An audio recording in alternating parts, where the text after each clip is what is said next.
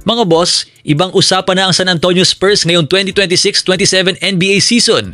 Kung dati pinag-uusapan natin ang Spurs bilang isang batang team na naghihintay sa kanilang pagkakataon matapos mabigo sa kampyonato noong nakaraang season. At ang malaking tanong ngayon, saan naabot ang bagong Spurs?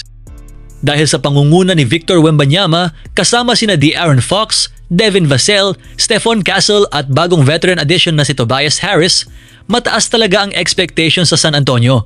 May projections na umaabot sa 59 hanggang 60 wins ang Spurs ngayong season. At kung mangyari iyon, posible silang maging number 1 seed sa West. Pero regular season pa lang iyon. Ang tunay na tanong, kaya ba nilang dalhin ang magandang regular season record hanggang playoffs at tuluyang lumaban para sa championship? Siyempre, magsisimula tayo kay Victor Wembanyama. Hindi na kailangang ipaliwanag kung bakit napakataas ng expectation sa kanya. Sa offense, kaya niyang mag-score sa loob at labas. Sa defense, kaya niyang protektahan ng rim at baguhin ang desisyon ng kalaban. At dahil sa combination ng kanyang height, length at skill, talagang kakaiba ang matchup kapag kaharap siya. Kaya ngayong season, hindi na nakakagulat kung muli siyang pag-usapan bilang MVP at Defensive Player of the Year candidate. Pero mas mahalaga kaysa individual awards ang isang bagay, winning. Dahil ngayon, hindi na sapat na maging promising young superstar si Wembanyama. Kailangan na niyang maging leader ng isang championship contender. Nandiyan din sina Devin Vassell at Stephon Castle. Si Vassell ay nagbibigay ng scoring at shooting. Samantalang si Castle ay isa sa mga batang players na maaaring magkaroon ng mas malaking role habang lumalaki ang expectations ng Spurs. At hindi lang sila ang options. May Keldon Johnson, Julian Champagny, Harrison Barnes at iba pang players na maaaring magbigay ng depth. Ibig sabihin, hindi na one-man team ang San Antonio. Kapag binantayan ng kalaban ng husto si Wembanyama, may ibang players na pwedeng gumawa. At iyon ang kailangan ng isang tunay na contender.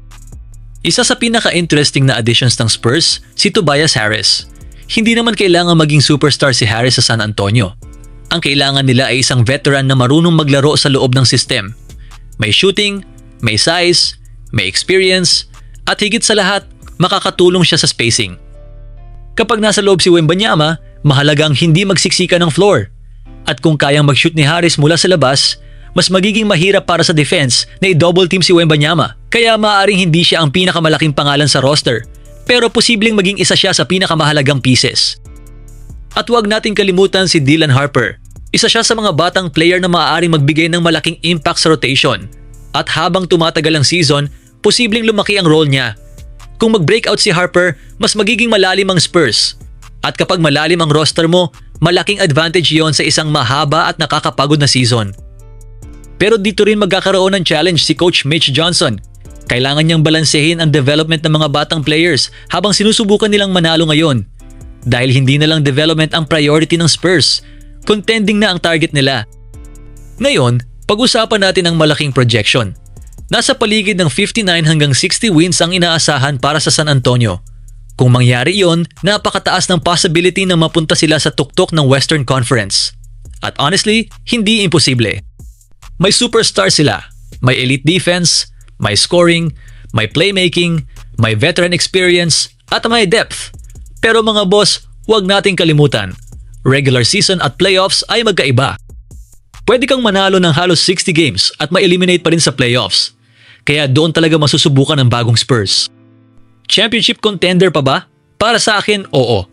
Hindi ko sinasabing guaranteed championship sila. Pero kung magiging healthy ang core at mag-click ang chemistry, mahirap silang baliwalain. Ang pinakamalaking advantage nila ay si Wembanyama. Dahil meron silang player na kayang baguhin ang laro sa magkabilang dulo ng court. At ngayon, mas marami na siyang tulong. May Fox, may Vassell, may Castle, may Harris, may Harper, at may solid depth. Kaya hindi na lang future ang pinag-uusapan natin. Present contender na ang San Antonio Spurs. Kaya mga boss, saan naabot ang bagong Spurs? Kung magiging realistic tayo, malaking posibilidad na matapos sila sa top seed ng Western Conference. Posibleng umabot sa 59 o 60 wins. At kung healthy ang lahat, Conference Finals ay isang realistic expectation. Pero kung tuluyang mag-click ang chemistry at maging dominant si Wembanyama sa playoffs, bakit hindi NBA Finals? At kapag nasa finals na sila, anything can happen. Dahil ang Spurs ngayon ay hindi na yung batang team na naghihintay pa ng kanilang pagkakataon. May superstar na sila, may veteran support na sila, may depth na sila. At higit sa lahat, meron silang isang Victor Wembanyama na maaaring maging pinakamagandang player sa buong liga. Kaya mga boss, kayo ang magsabi, saan naabot ang bagong Spurs? Top seed? Conference Finals? NBA Finals? O kaya na nilang kunin ang championship? Comment down below ang inyong prediction. Kaya mga boss, kayo ang magsabi, saan naabot ang bagong Spurs? Top seed? Conference Finals? NBA Finals? O kaya na nilang kunin ang championship? Comment down below ang inyong prediction. Peace out!